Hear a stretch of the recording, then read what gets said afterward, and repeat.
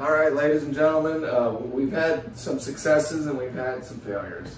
So let's start with the successes. Obviously, I was really sweating getting the centering rings, the fin tabs, back of the rocket, aft centering ring, all that lined up perfectly so that the tail cone, of course, fits right on, and the back of the body tube sits on this little tiny shoulder here.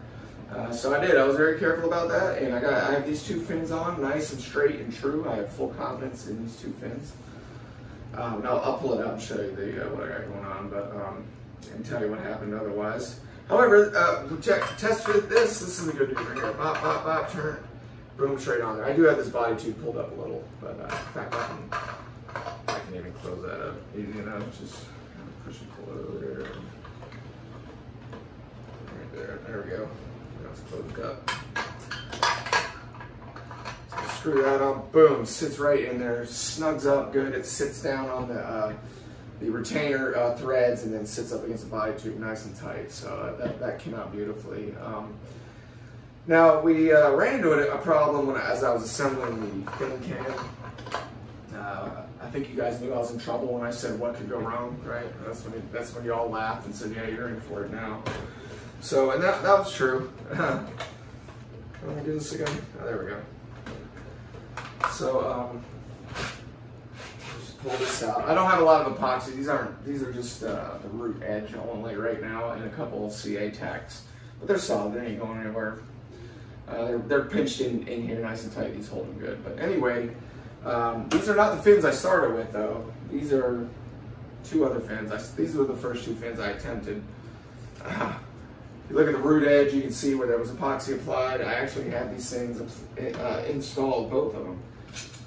One of them had JB Quick Weld on for about 15 minutes, and the other one had it on for about 20 to 5 minutes or so. And I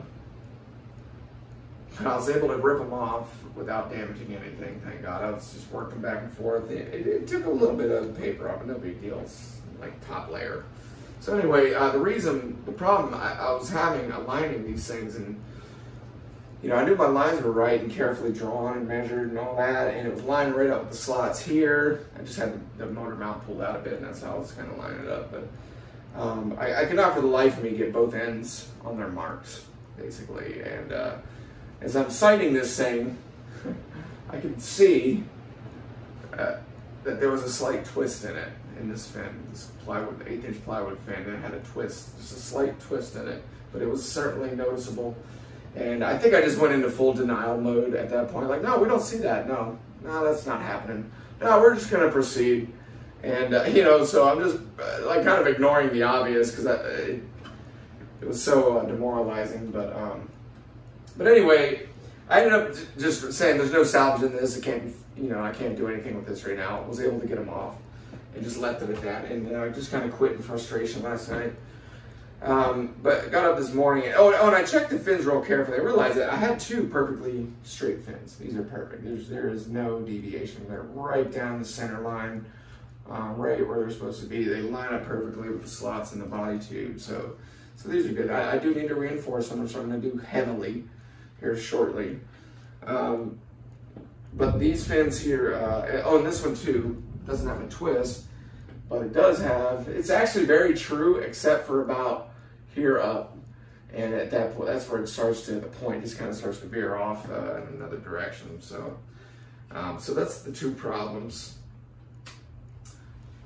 Wasn't sure what to do. I thought I was gonna have to replace them. I think I know what happened. I believe I just laid that wood putty, that DAP wood filler on so thick, you know, and let it dry. I did do both sides at the same time, but still, I think it was just too much moisture. And I thinned it out with a little water with my finger, and they were damp. You know, the fins were damp as they were drying. I could feel the dampness in them, so I didn't think much of it. I thought I was just following the directions and everything was fine, but apparently it put a little twist in the wood, and that one's got a little bend in it too. And I'll be perfectly honest, I don't think I checked them for trueness before I did that, so I'm assuming that's what it was.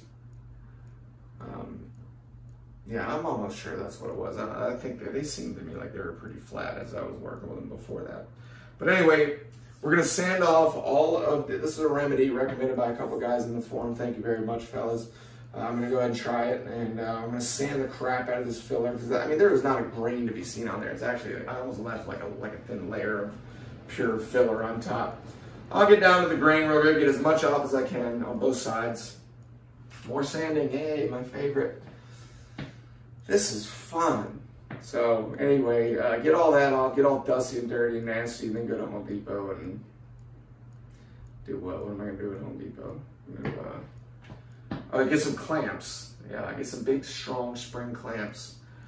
And the guys recommended just spraying it lightly with Windex on both sides.